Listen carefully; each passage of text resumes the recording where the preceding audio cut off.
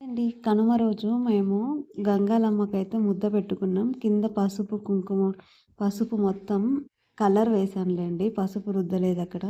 ముగ్గు పెట్టేసి, పసుపు, కుంకుమ పెట్టేసి, ఇలా అన్నం చేసుకొని ఎవ్వరు తినకుండానే ఇలా ముద్దలు కట్టేసి పెట్టేసుకోవాలి.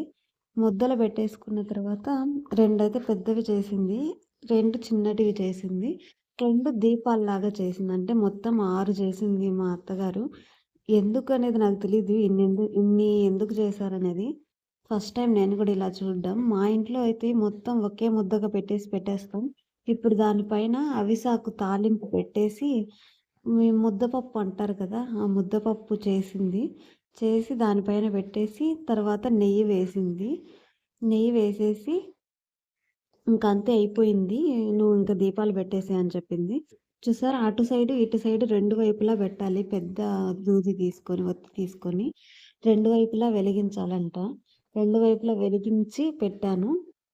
మొత్తానికైతే ఆ రోజు బానే జరిగింది.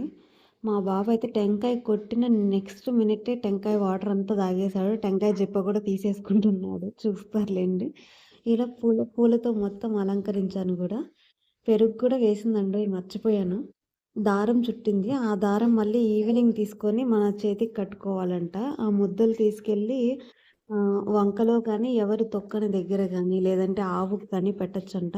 మా ఊర్లోకి గంగిరెద్దులు తోలుకొనొచ్చారండి. పాపం ఆ ఎద్దు చూడండి వాళ్ళు సౌండ్ చేస్తుంటే, మ్యూజిక్ చేస్తుంటే డాన్స్ వేస్తుందంట. చాలా బాధ అనిపిచ్చింది నాకు. సౌండ్ వినండి.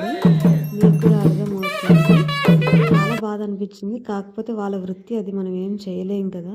ఇది నేను లాస్ట్ పండగ రోజు వేసిన ముగ్గయితే రథం ముగ్గు వేశాను. కానీ లాగడానికి మనుషులు పెట్టడం మర్చిపోయాను.